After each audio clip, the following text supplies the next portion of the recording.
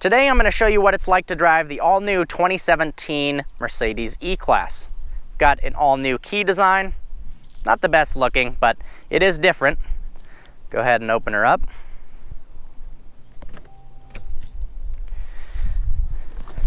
This car is all about the interior. They've taken all of the gorgeous aspects of the Mercedes S-Class, used some traits from the Mercedes C-Class, and combined it into one elegant masterpiece. Just check out the design on the seats.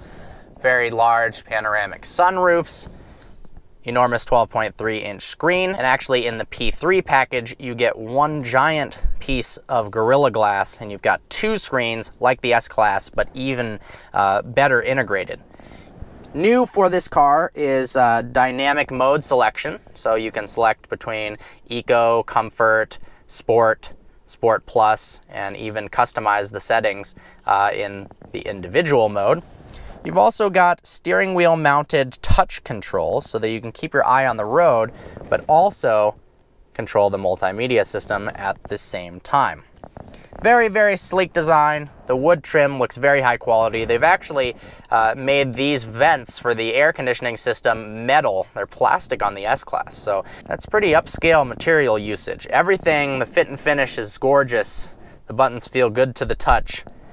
Did a fantastic job. So let me put this key in the charging slot here, and we'll take this car for a drive. You've got the shift selector mounted on the steering column. Takes a little bit to get used to, but after that, it actually makes a lot of sense and is nice. Really good steering weight in all modes. Car is very isolated from the road, rides over bumps nice and smooth. Excellent wind noise reduction. You don't have any wind leaking in through the glass panes or anything like that. Love the way the Burmester audio system looks, and it happens to sound incredible as well. They did up the paddle response quite a bit from the 7-speed transmissions that were in the car. This is now a 9-speed transmission, so whether or not it's a marketing ploy to just have more and more speeds, yet to be seen, but certainly the tuning and the transmission response is a lot sharper with this new, what they call 9G automatic transmission. Very comfortable to drive, especially at high speeds. It's suggesting that I shift up, which I will do. Multimedia system, gorgeous graphics. It's a little bit hard to use because the font is too small in my opinion. But, I mean, look how brilliant.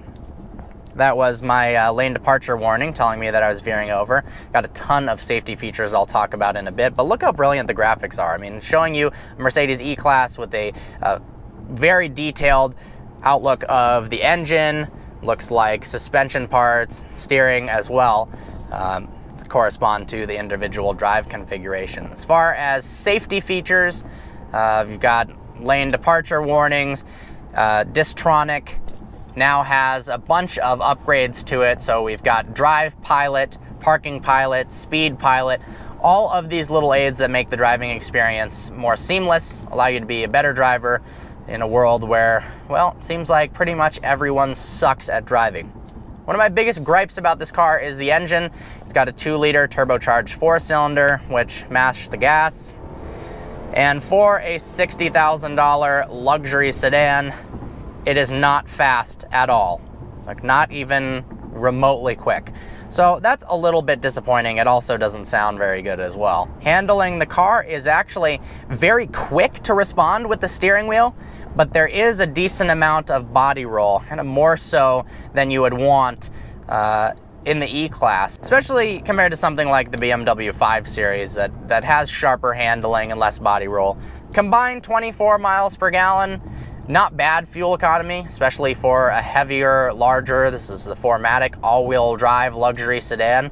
Obviously, it's not a Prius, but it's good enough. It's very spacious in here. Got tons of room, excellent visibility, tons of room in the back as well. These seats feel extremely nice to sit in. They're supportive, as well as the design language. Paddles are responding much quicker than the previous generation, but does not have much power whatsoever. The E300 is slotted in a very interesting and also powerful position for Mercedes. It's much more elegant inside and looks like a much higher end vehicle than a BMW 5 Series. If you consider the Cadillac CT6 to be somewhere in between an E-Class and an S-Class, I still think that the E-Class beats the CT6 in terms of interior appearance, but it's also a lot shorter than the CT6, so in a way it's not really a competitor. Seems like right now the E-Class is in, it's funny, I almost called it a C-Class, the reason being that didn't mean that in an insult at all. It could also be an S-Class, just C sounds closer to E. They all look so similar, both inside and out. Now that's good because the S-Class is absolutely stunning, so bringing the features of that into a car that has a base price of essentially half that of the S-Class is fantastic. This really is the best value in its segment. It's the most elegant looking car. It offers the most luxurious amenities. And I think if you're going to spend 50 to 60 grand on a four-door car, this is the one to buy. Let's put the navigation on real quick. Now, if you zoom in on the navigation screen, it actually has three-dimensional buildings. See, I'm still learning how to use this. It is, to be honest, pretty complicated. But it has three-dimensional graphics, kind of like Google Earth. We've also got Apple CarPlay. Of course, you've got Bluetooth audio. Let's look at the radio graphics, satellite radio. Turn that off before I get a copyright infringement notice. Let's click the car button here. This will give you access to things like ambient lighting, dynamic select. So check this out, ambient lighting, color. We've got 64 different color options, and look at this color wheel. That is way cool, and it even corresponds to this little graphic here. Inside the Mercedes changes colors as you select that. Just these little touches that Mercedes does, graphics-wise, make the car feel a lot more upscale than its competitors. Nobody else really does this level of detail, and I really appreciate that. You can also select the brightness. Let's see. Let's turn it all the way up to 5. I'd probably do it full blast all the time, despite looking a little bit like a nightclub in more intense colors, whatever. Nightclubs are fun. Might as well bring it to your car. I can see a little bit in the daytime. The S-Class didn't really get bright enough for you to ever notice that there was ambient lighting until it's really, really dark out. But this, I can actually see it, and it's quite sunny out. Stuck in traffic right now, and there aren't too many cars I'd rather be in than this one right here. Very, very comfortable. The air conditioning makes the car icy cold if you want it to. I'm a little bit underwhelmed that it doesn't have cooled seats for a car of this price. But you got some other stuff to make up for it.